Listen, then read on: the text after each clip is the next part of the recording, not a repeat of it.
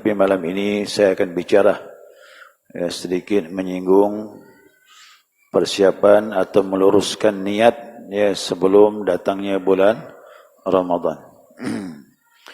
Karena ibadah ini rohnya adalah niat. Nanti Ramadan ini pasti kita banyak beramal. Amal kita itu maksimal lah dibandingkan bulan-bulan yang lain. Nah, justru itu amal yang banyak itu kita tidak mau, jangan sampai amal kita itu satu pun tidak ada nampak di sisi Allah Subhanahu wa taala nanti di hari kiamat. Di hari kiamat kan ini kan akan dilihatkan amal-amal kita ini. Nah, maka dari itu saya menganggap perlu untuk mengingatkan khusus pribadi saya sendiri dan jamaah semuanya. Nah, dikarenakan kita di sini mengkaji kitab Miftahus Sudur, pembuka dada, pembuka hati.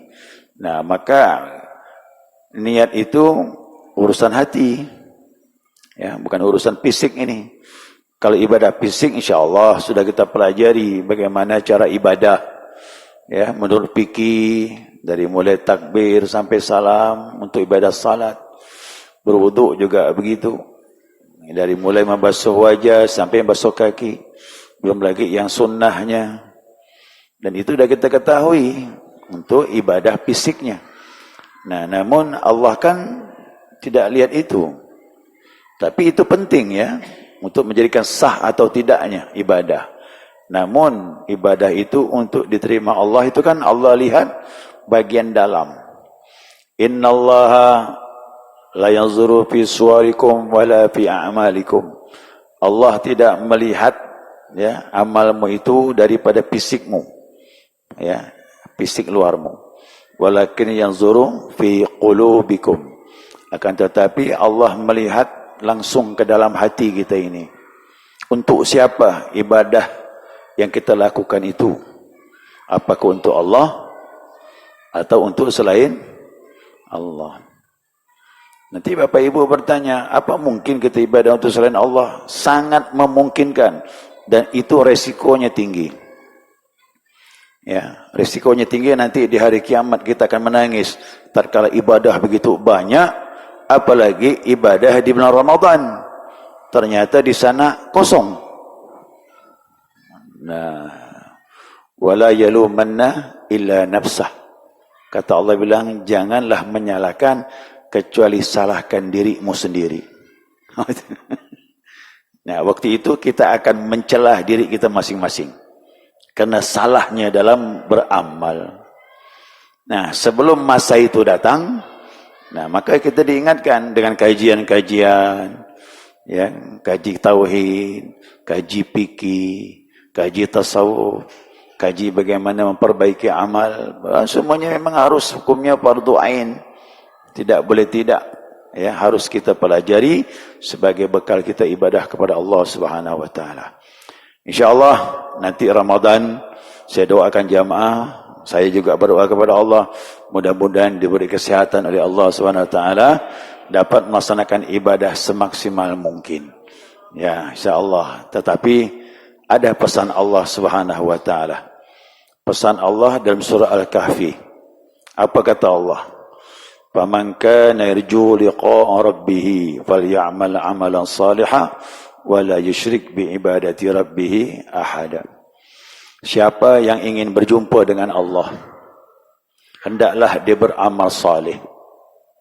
Ingat, amal kita ini akan mengantarkan kita berjumpa dengan Allah. Siap-siap jamaah, terjadi perjumpaan. Dalam mana?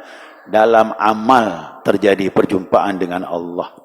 Keduanya dalam kematian terjadi perjumpaan dengan Allah Subhanahu wa taala. Yang ketiga, di dalam surganya Allah pun terjadi perjumpaan dengan Allah. Lalu gimana ini? Kok beramal bisa berjumpa dengan Allah? Bisa. Yang penting pandangannya iman. Siapa imannya kuat, dia tidak lagi beramal untuk yang lainnya.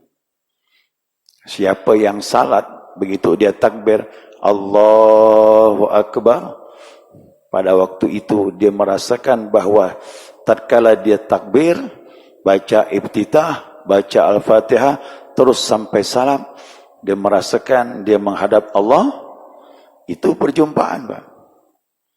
Disadari atau tidak, kalau ada perasaan seperti ini, kita telah berjumpa dengan Allah Subhanahu wa taala. Ya. Namun kan tidak mudah. Itu tidak mudah, Pak. Itu iman dulu dibangkitkan. Nah, bersedekah juga begitu. Wa man qarallahu qardan hasana. Siapa yang ingin meminjamkan Allah dengan pinjaman yang baik. Orang yang bersedekah, orang mukmin sejati, dia akan merasakan ini hartanya dari Allah. Dititip oleh Allah dan akan dijalankan di jalan Allah. Kalau perasaan ini ada, waktu bersedekah dia berjumpa bersama Allah Subhanahu wa taala. Yang dahsyat lagi yang pergi haji dengan umrah. Ya, datang ke sana tawaf di Ka'bah. Fisik tawaf tapi hati kembali kepada yang satu. Kita datang dari Allah kembali kepada Allah. Makanya kita pakai ihram. Ihram tu Pak, mati sebelum mati itu pakai ihram tu. Nah, kalau begini hajinya, insya-Allah dalam haji kita sudah berjumpa dengan. Jadi amal saleh ini kalau benar terjadi, merasakan dekat dengan Allah dan seakan-akan berjumpa dengan Allah Subhanahu wa taala. Dan yang kedua, nanti sakaratul maut. Di sana Allah menyatakan, wa nahnu aqrabu ilaihi minkum walakin la tubsirun. Kami dekat kepadanya, orang yang akan menghadapi kematian, tapi kalian tidak bisa melihatnya. Yang melihat hanya yang bersangkutan. Di situ Allah akan tajalli, menampakkan kebesarannya. Pada waktu itu tidak ada yang bisa menyelamatkan kecuali tauhid la ilaha illallah. Yang ketiga, perjumpaan nanti kalau masuk surganya Allah Subhanahu wa taala. Di surga nanti kata Allah, wujuhu yawma idzin nadhirah ila rabbiha nazirah. Wajah-wajah berseri-seri pada waktu itu melihat kepada Tuhannya. Di mana? Di dalam surga. Di surga itulah penglihatan yang hakiki, yang sangat jelas kepada Allah Subhanahu wa taala. Tidak ada penterjemah kata Nabi. Kalian nanti bisa ngomong berjumpa dengan Allah tanpa penterjemah kata Rasulullah SAW. Ya. Jadi 3 pertemuan ini bisa muncul. Tapi ingat, suruh beramal salih. Apa syaratnya? Wala yusyrik bi'ibadati rabbih ahada. Janganlah kau syirik kepada apapun dalam menyembah Allah. Nah, syirik ini Pak, Bu, yang bingung ini. Ya, syirik ini yang kita bingung. Bagaimana mewujudkannya supaya tidak syirik? Apa itu syirik? Ya, dengarkan hadis Nabi SAW. Ya, sebuah hadis dari Ibnu Hibban. Nabi SAW bersabda, Inna akhwafa ma akhafu ala ummati. Kata Nabi, sesungguhnya yang paling aku takutkan dari apa yang aku takutkan. Jadi kalimat takut ini ada 2 kali diulang oleh Rasulullah SAW. Faham ni Pak? Jarang ni kalimat takut diulang 2 kali itu. Lalu kalau diulang 2 kali bagaimana? Ini menunjukkan kekhawatiran Nabi yang amat sangat kepada umatnya. Itu dia. Jadi kalau bahasa mudahnya begini Pak. Ini bahasa yang paling mudahnya.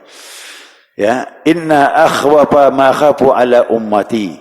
Yang paling sangat aku takutkan. Betul sangat betul Pak. Terhadap umatku, kata Nabi, al-isyraku billah, syirik kepada Allah.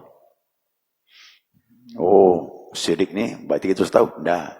Nabi belum selesai menyebutkan ini. Ya. Bukan selama ini syirik yang kita pahami, enggak. Nah, amma inni la aqulu ta'buduna syamsan wala qamaran wala wathanan. Kata Nabi, adapun yang aku maksud syirik ini bukanlah aku mengatakan menyembah matahari, bukan. Menyembah bulan, bukan. Menyembah berhala, bukan. Ya, walakin a'malan li ghairillah wa syahwatun khafiyah.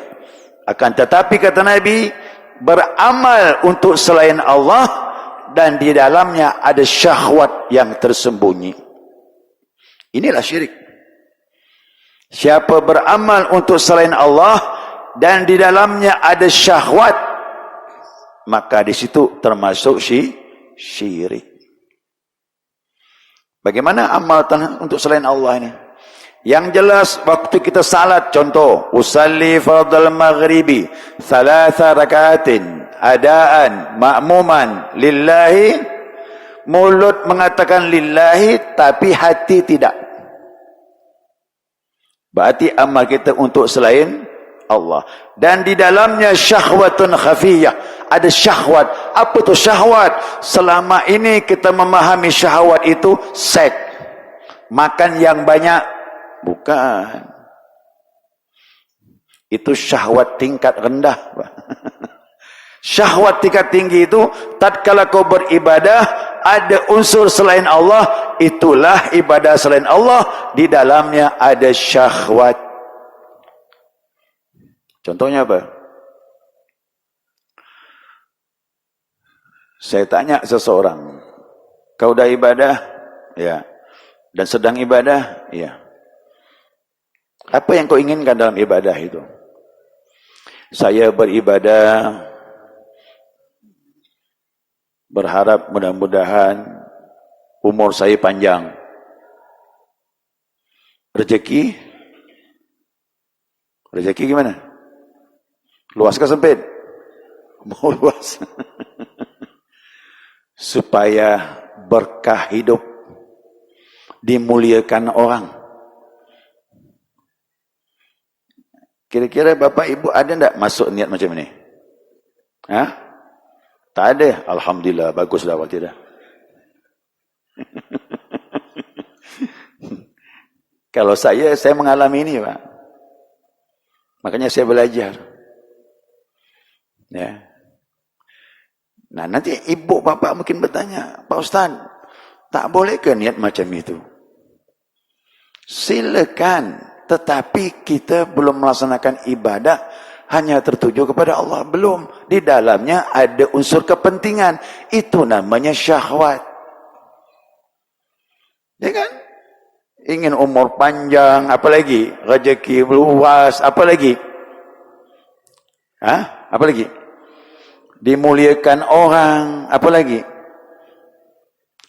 Ini saya mau tanya Bapak Ibu, ini kepentingan dunia ke akhirat nih? Dunia. Tanpa kita sadari urusan dunia yang masuk dalam ibadah itu namanya syahwat. Ya. Atau terbetik di hati kita nih. Ya. Terbetik di hati ini waktu kita ibadah. Tatkala diketahui orang, hati kita senang. Tapi tatkala orang lain tidak tahu, biasa-biasa saja. Ini juga syahwat. Apa syahwat? Karena ada keinginan dunia. Apa sebab? Orang lain tahu dan kita gembira. Sama nih, tidak ada salat, Pak. Sedekahnya, hajinya. Haji Pak, lebih berat lagi. Kenapa? Pulang dari haji bawa titel. Apa titelnya? Haji. Apalagi sampai 2 kali. Apalagi haji 3 kali. Begitu undangan datang, perkawinan, tak disebut haji. Gimana? Sedikit tersinggung, udah rusak udah. Itu susahnya Pak, kok haji ini dipanggil Pak Haji. Kalau salat tak dipanggil Pak Salat. Puasa tak dipanggil Pak Puasa, Pak. Lebih berat lagi itu. Ya. Coba pikir renungkan nih. Ini Ramadan akan datang nih. Kalau Ramadan datang yang begini masuk, Pak, habis amal nih. Ya. Contoh salat ya. Baik, salat kita ambil. Ini hadis dari Imam Tabrani rahimahullah taala. Nabi sallallahu alaihi wasallam bersabda. Nabi bersabda ini. Apa kata Nabi? Man ahsana salata haitsu yarahun nas. Siapa yang menyempurnakan salat tatkala dilihat orang, thumma asa'aha haitsu yakhlu, kemudian dia mengurangi tatkala sendirian, artinya sendirian biasa-biasa saja, bahkan cepat-cepat ibadahnya. Nah, gimana nih? Fatilka istihanatahu istihana biha rabbah. Yang demikian itu penghinaan dan penghinaan terhadap Tuhan, kata Nabi SAW. Yo, bapak tak sadar, ibu tak sadar, kita salat, hakikat salat kita menghina Allah. Siap tak kita seperti ini menghadap Allah dengan ibadah seperti ini? Oh, takut bang. Mohon maaf ya, jangan cerita fikih, jangan. Kita belajar ilmu apa nih? Kita belajar tasawuf nih Pak. Kita belajar ilmu zikir, bersihkan hati. Kajiannya macam ini. Makanya syariat bicaranya standar, masalah hukum. Tapi masuk tariqah lain Pak. Lebih ke dalam sedikit kajiannya.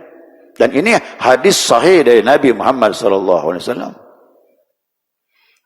Nah, makanya jangan tanggung-tanggung beribadah. Nah, mumpung kita kaji di dunia ini, apalagi Ramadan semakin dekat, kita tidak mau ibadah itu mardudatun la tuqbal, ditolak dan tidak diterima oleh Allah Subhanahu wa taala. Yo, apa kita siap menghadap Allah dengan ibadah seperti ini? Kalau saya takut, Pak. Takut betul. Ya. Yo, masuk Ramadan bagaimana? Nah, nih Ramadan. Apa maunya Allah dengan puasa Ramadan ini? Hadis qudsi langsung dari Allah Subhanahu wa taala, dari Nabi SAW, hadis sahih Bukhari. As-saumu li wa ana ajzi bih. Puasa itu untuk aku dan aku yang membalasnya, kata Allah. Ada unsur lain yang masuk, habis Pak. Sampai puasa ini dikhususkan. Kenapa? Orang berpuasa itu tak makan, tak minum. Seolah-olah dia memakai sifat Allah. Allah kan tidak makan, tidak minum. Walaupun 12 jam, tapi seolah-olah kita menyesuaikan dengan sifat Allah. Ayo, siapa yang menyesuaikan sifat seseorang dengan orang lain, pasti terjadi keakraban. Saya berteman dengan seseorang puluhan tahun. Orang tanya, kenapa bisa kekal persahabatan ini? Karena menyesuaikan, ada sifat yang sama. Allah juga begitu. Jadi kita tidak makan, tidak minum, kita sedang menyesuaikan. Harus terjadi kedekatan. Maka niatnya dibetulkan. As-sawmu li, puasa untuk aku, jangan untuk yang lain, kata Allah. Kalau begitu, wa ana ajzibi, aku yang langsung balasnya, kata Allah. Gimana Bapak Ibu? Berani niatkan untuk yang lain? Ini sudah dimaklumkan sama Allah Subhanahu wa taala seperti itu. Kalau kita tidak lakukan seperti ini, apa yang terjadi? Hadis yang lain. Apa kata Allah bilang? Nabi bersabda, "Rubba sha'imin laisa lahu min siyami illa ju'u wal atas." Berapa banyak orang yang berpuasa, dia tidak dapat apa-apa dari puasanya kecuali hanya lapar dan haus. Lapar haus dapat, nilai tidak dapat, Pak. Salat juga begitu. Rubba qa'imin laysa lahu min qiyami illa sahar. Berapa banyak orang yang mendirikan salat dan dia tak dapat apa-apa dari salatnya kecuali capek. Rukuk, itidal, sujud, capek, Pak. Kenapa? Niatnya tidak untuk Allah. Tapi kalau niat untuk Allah, iman bertambah, ketakwaan bertambah, insya Allah ibadah tak capek. Puasa kalau untuk Allah, insya Allah besoknya tidak lemah, walaupun tidak sahur. Makanya Pak, kekuatan sini menentukan. Puasa Ramadan Allah panggil iman, bukan panggil ya ayuhan nas kutiba alaikumusiyam, dah. Tapi Allah bilang apa? Ya ayyuhalladzina amanu kutiba alaikumusiyam. Iman dipanggil. Iman kuat, insyaallah puasa Ramadan kuat. Tidak ada untuk selain Allah Subhanahu wa taala. Salat juga begitu, tarawih nanti itu, Pak. Tarawih itu. Maka jangan heran, hari pertama ramai, pertengahan ramai Pak, lumayan lah ya. Ya, karena ibadah beban. Kalau tak beban tak masalah Pak. Ya, kalau tak beban tak masalah. Makanya perbaiki iman. Saya sering ngajak jemaah, betulkan iman, betulkan niat. InsyaAllah. Saya termasuk tarawih pengamal 20. Nah, kalau berjamaah semangat Pak. Kok sendirian? Sendirian gimana? Coba Bapak Ibu, bayangkan tarawih di rumah 20 rakaat sendirian. Lambat selesai itu Pak. Mungkin dari takbir udah ngitung dari awal. Allah, dalam hati 20.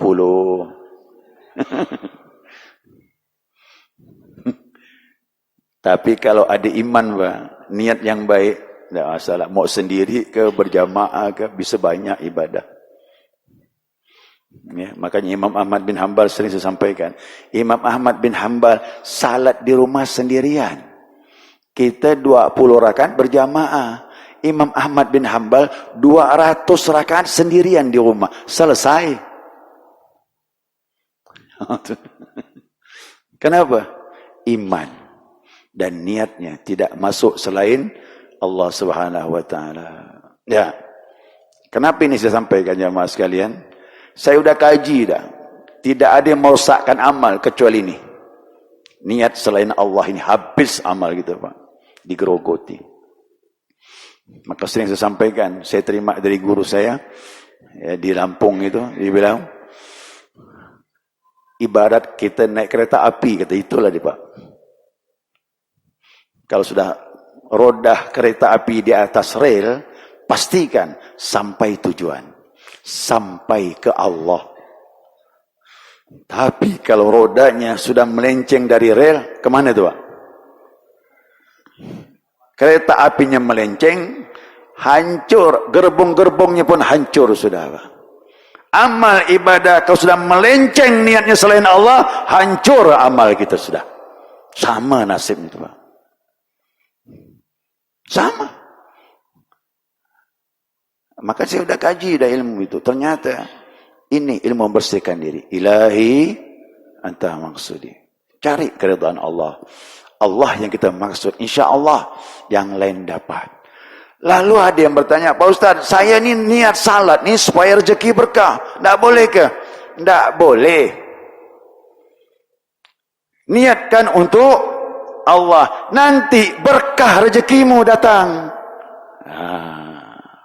Pak Ustaz, saya ini beramal supaya orang lain memuliakan saya. Tak boleh ke? Tak boleh. Tapi kalau kau ibadah karena Allah, insya Allah kau dimuliakan orang. Itu pasti dapat Pak. Tapi jangan itu ditujukan. Paham tuh? Itu trik cara beramal begitu. Luruskan niatmu, yang lain datang. Berkah dapat, berkah anak, rumah tangga, rezeki, orang memuliakan, urusan dimudahkan. Itu bonus karena niatnya ilahi anta maksudi. Tapi kalau kita beribadah, ada yang kita tuju, belum tentu dapat. Tapi kalau Allah yang kita tuju, yang lain pasti dapat. Nah itu. Makanya ada trik beramal, dua pilihan. Beramal untuk dunia ke akhirat. Gimana? Mana Pak? Suruh pilih salah satu nih, beramal untuk dunia atau akhirat. Siapa yang beramal untuk dunia, belum tentu dia dapat. Kalaupun dia dapat, akhirat tak dapat. Karena amalnya untuk dunia. Tapi siapa yang beramal untuk akhirat, akhirat dapat, dunia pun pasti. Itu istilahnya sekali mendayung, dua pulau terlewati. Itu cara beramal Pak. Tidak ada jalan lain. Trik yang paling abdal, yang paling tepat, beramal kecuali lewat tasawuf. Dan beramal dengan zikir. Dan niatkan ilahi anta maksudi. Insya Allah yang lain datang. Ya, jangan heran Pak. Orang-orang tahap awalnya itu memang hidupnya pas-pasan, tapi begitu bertakwa kepada Allah, wa may yattaqillahu, gimana? Wa may yattaqillah yaj'alhumul makhraja, Allah jadikan baginya jalan keluar. Ayat yang lain, warzuqhu haitsu la yahtasib, diberi rezeki di arah yang tidak disangka-sangka. Rezeki dimudahkan, urusan dimudahkan, insyaallah yang lainnya ngikut karena amalnya benar. Nah, ya, saya doakan mudah-mudahan Bapak Ibu luruskan niat, mantapkan ibadah kita hanya kepada Allah Subhanahu wa taala. Insyaallah sebulan Ramadan mudah, tidak ada yang berat. Ya, tidak ada yang berat. Dan saya sedang membimbing jamaah zikir. Saya umumkan Riyadhah 40 malam. Udah mulai dah. Sekarang udah masuk malam yang keempat. Jadi 10 sebelum Ramadan sudah kita mulai. Kemudian Ramadannya full, jadi 40 malam. Mulai jam 2. Ramadan 1.30 mulai sampailah sahur. Begitu Pak. Tarawihnya pun ikut 20 lagi Pak. Alah bisa kena biasa, coba dulu. Kau tak coba tak tahu Pak. Lam yazuk lam yadri. Kau tak merasa tu tak tahu. Rasakan dulu. Kalau tidak kita ni kau pakai hawa nafsu. Aduh gimana ni? Aduh bagaimana kau pakai bagaimana tak terjawab lah tu dah. Akhirnya tak beramal. Kau dicoba bisa beramal Pak. Ya. Begitulah dia. Orang-orang yang dekat sama Allah SWT kadang-kadang saya bingung. Saya punya jamaah dulu udah meninggal. Siang bawa becak Pak. Malam tidur 15 menit je. Tapi dia punya kekuatan Pak, besok bisa bawa becak. Makanya orang ahli ibadah yang kuat ibadah, rohaninya kuat, fisiknya pasti kuat. Fisiknya kuat. Saya tidak muluk-muluk ya. Saya sih terserang belum mampulah seperti itu. Tetapi ada pelajaran. Orang yang bergadang malam kalau tak ibadah sakit. Tapi kalau dia beribadah tak sakit. Ya, ada dua ulama besar saya temukan manaqibnya. Abu Hanifah, pendiri mazhab Hanafi, dengan Abdul Qadir Jailani qaddasallahu sirrah. Dua orang ini Pak dicatat dalam manaqib biografinya, kehidupannya, salat subuh 40 tahun dengan wudu isya. Saya ulangi, salat subuh 40 tahun dengan wudu isya. Paham nih? Dari isya dia tidak tidur Pak. Sampailah subuh. Wudunya tak batal. 40 tahun. Tidak sakit, bahkan sehat, umur panjang lagi. Abdul Qadir Jailani umurnya 91 tahun meninggal. Anak 49. Bayangkanlah kekuatan itu Pak. Bisa anak 49 itu Pak. Hafal nama-nama anak itu. Kita anak 15 kadang lupa. Yang mana nama Hasan, yang mana nama Husain. Kadang Husain dipanggil Hasan, kadang Hasan dipanggil. Dia hafal anak 49. Badannya sehat, 91 tahun. Masya Allah, ibadah 40 tahun, salat subuh dengan wudu isya. Tak sakit. Dan saya melihat ada orang tua kena stroke. Ya, sampailah dia meninggal. Apa kerjanya Pak malam? Mencatur. Mencatur Pak. Begadang sampai tengah malam. Bahkan sampai subuh selesai, baru pulang ke rumah. Sakit. Kena angin malam mungkin. Ya Pak. Angin malam itu tidak bagus kan? Tapi orang beribadah, angin malam pun takut dengan dia Pak. Ya, jadi ibadah ini memang unik. Makanya setelah itu baru saya pahami. Kalaulah umat Nabi Muhammad macam ini, apakan lagi Nabi kita Muhammad sallallahu alaihi wasallam. Nabi itu super kuat, sangat kuat sekali untuk ibadah kepada Allah Subhanahu wa taala. Dan Nabi sangat kuat menahan lapar. Ya. Makanya iman dibetulkan. Kalau iman kuat, ibadahnya insya-Allah kuat. Mudah-mudahan kita dikuatkan Allah untuk ibadah kepada Allah SWT di bulan Ramadan ini insya-Allah. Amin ya rabbal alamin. Dan sekaligus saya mohon maaf atas kehilapan dalam kajian ini. Sebenarnya malam Rabu kemarin sudah selesai tutup majlis. Tapi nyambung, kata ketua masjid, nyambunglah malam ini terakhir. Alhamdulillah saya sampaikan, membetulkan niat ya untuk bekal kita ibadah di bulan yang mulia. Sekali lagi saya sampaikan, saya mohon maaf mungkin ada ucapan perkataan yang keliru dan salah. Maklumlah ustaz ni banyak ngomong. Orang banyak ngomong tu biasanya tergelincir, ada kesalahan. Untuk itu saya mohon maaf dunia akhirat, zahir dan batin. Bagaimana Bapak Ibu sekalian? Saya yakin Bapak Ibu tidak ada salah dengan saya. Saya yang banyak keliru kerana banyak ngomong.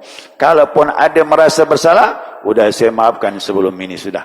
Nah, semoga kita disatukan dalam iman, disatukan dalam ibadah, sehat walafiat. Semoga Ramadan tahun ini Ramadan yang terbaik bagi kita, Ramadan yang menyebabkan iman kita bertambah, ketakwaan kita bertambah, dan ibadah kita diterima oleh Allah Subhanahu wa taala. Demikian, wa ma taufiqi illa billah, alaihi tawakkaltu wa ilaihi unib. Wassalamu alaikum warahmatullahi wabarakatuh.